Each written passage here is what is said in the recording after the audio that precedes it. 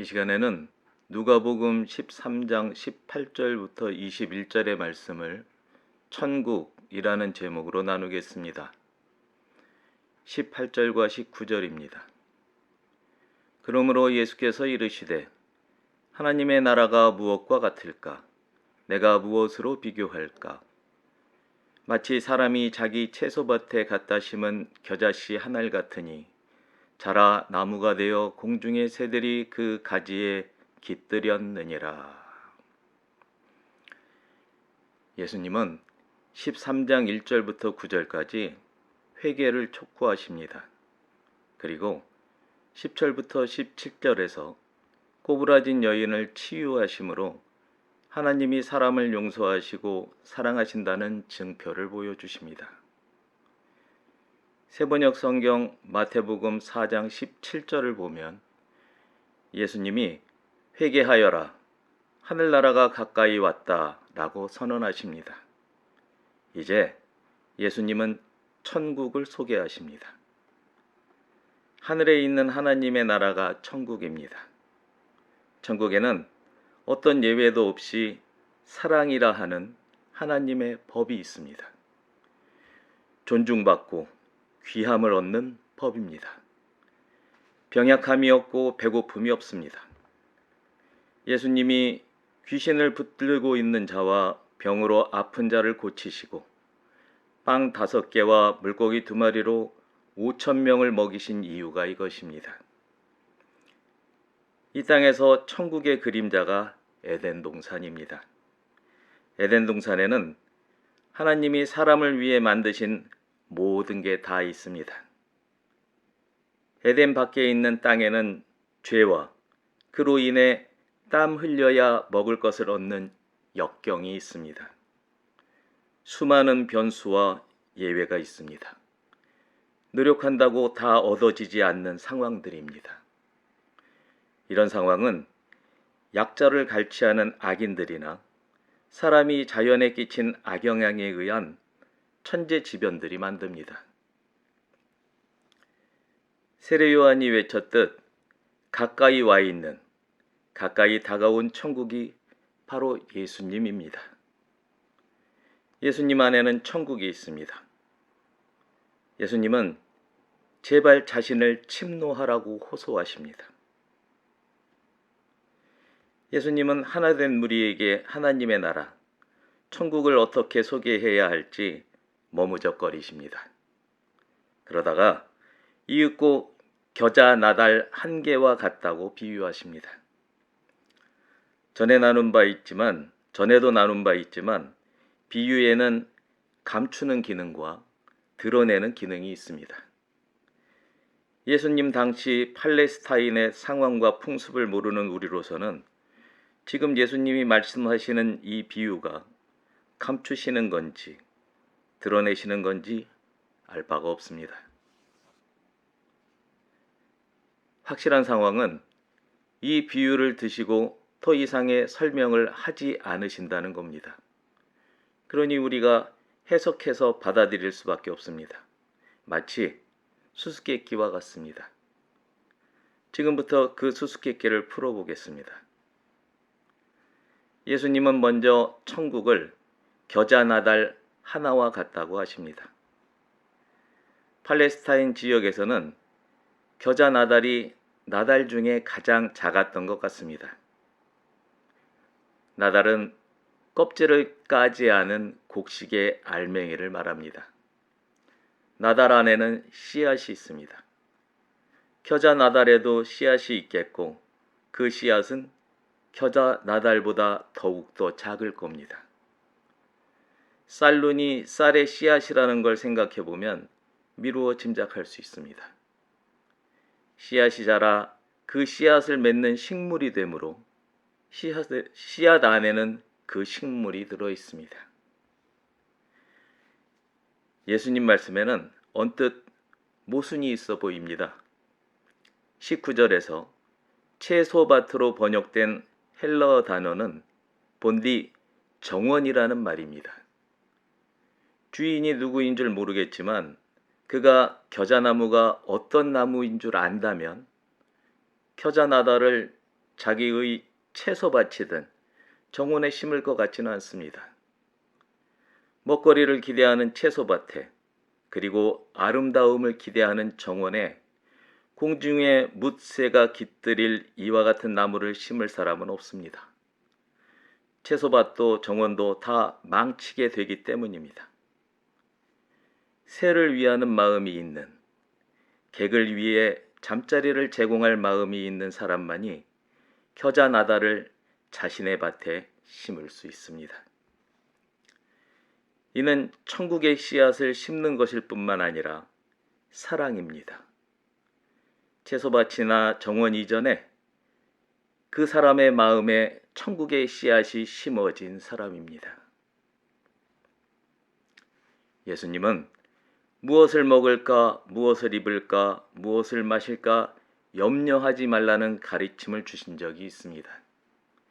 이때 하나님은 심지도 거두지도 않는 새들도 먹이신다고, 그리고 사람은 그 새보다 더욱더 귀하다고 하셨습니다. 오늘의 말씀에서는 겨자나무가 그 새들에게 보금자리가 된다고 말씀하십니다. 예수님은 먹이시고 목마르지 않게 하시며 치유하심으로써 안식, 곧 평안을 끼치십니다. 샬롬입니다. 말씀인 예수님이 천국의 씨앗이고 그 안에는 천국이 있습니다. 우리의 보금자리입니다. 우리가 쳐들어가지 않으면 공중의 새가 먹어버립니다. 20절과 21절입니다. 또 이르시되 내가 하나님의 나라를 무엇으로 비교할까? 마치 여자가 가루 서말 속에 갖다 넣어 전부 부풀게 한 누룩과 같으니라 하셨더라. 예수님은 땅을 경작하는 일이 주로 남성들이 하는 일이라서 그랬는지 여성이 주체가 되는 집안 살림에서도 하나의 비유를 취하십니다. 예수님은 천국을 가루 서말, 그러니까 가루 22리터에 해당하는 양에 넣은 누룩 한 알과 같다고 말씀하십니다. 구약 말씀을 보면 유월절 후 무교조를 보낼 때 출애굽기 12장 15절과 19절에서는 너희 집, 그리고 출애굽기 13장 7절에서는 너희 땅에서 누룩을 보이게 하지 말라는 말씀이 나옵니다.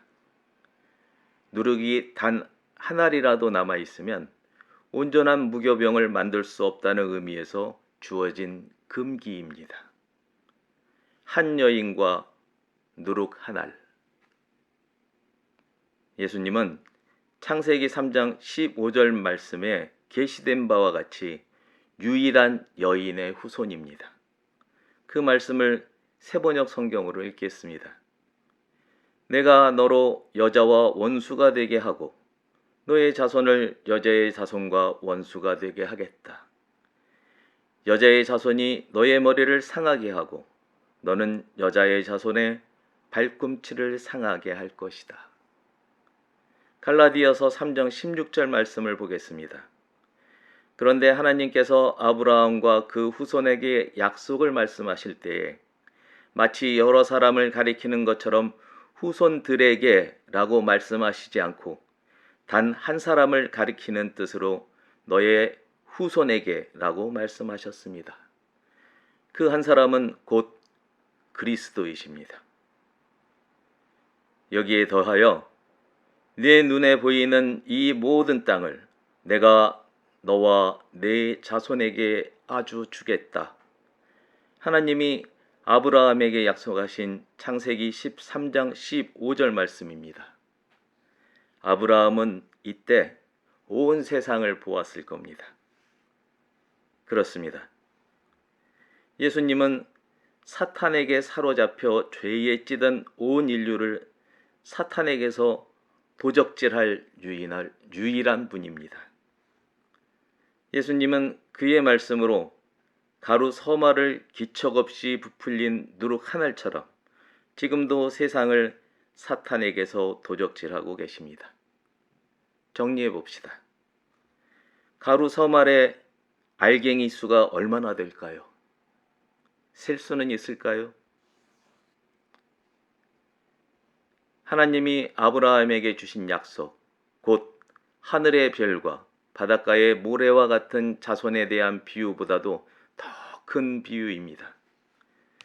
예수님은 현재의 우리를 포함해서 아브라함의 많고 많은 자손에게 영향을 끼친 누룩 한 알과 같은 분입니다. 세번역 성경 누가복음 12장 3절 말씀입니다. 그러므로 너희가 어두운 데서 말한 것들을 사람들이 밝은 데서 들을 것이고 너희가 골방에서 귀에 대고 속삭인 그것을 사람들이 지붕 위에서 선포할 것이다. 2000여 년 전에 어두운 골방에서 귀에 대고 시인한 구세주 예수님을 오늘날 우리는 광명천지 공중에서 그리스도 예수님으로 공개적으로 선포하고 있습니다. 존귀한 하나님의 친구 여러분, 세번역 성경 로마서 14장 17절 말씀입니다. 하나님의 나라는 먹는 일과 마시는 일이 아니라 성령 안에서 누리는 의와 평화와 기쁨입니다. 이 말씀이 마음에 새겨져 있는 사람이 자기의 채소밭에 겨자씨를 심을 수 있습니다. 개역개정 성경 사도행전 6장 17절 말씀입니다. 하나님의 말씀이 점점 왕성하여 예루살렘에 있는 제자의 수가 더 심히 많아지고 허다한 제사장의 무리도 이 도에 복종하니라. 하나님의 말씀은 가루 서말을 부풀리는 한 알의 누룩처럼 스스로 능력이 있습니다. 예수님은 온 인류를 구원하시려고 이 땅에 오신 겁니다. 예수님의 말씀, 하나님 사랑과 이웃 사랑으로 마음속에 천국을 키워나가는 여러분과 제가 되기를 예수 그리스도의 이름으로 축복합니다. 기도하겠습니다.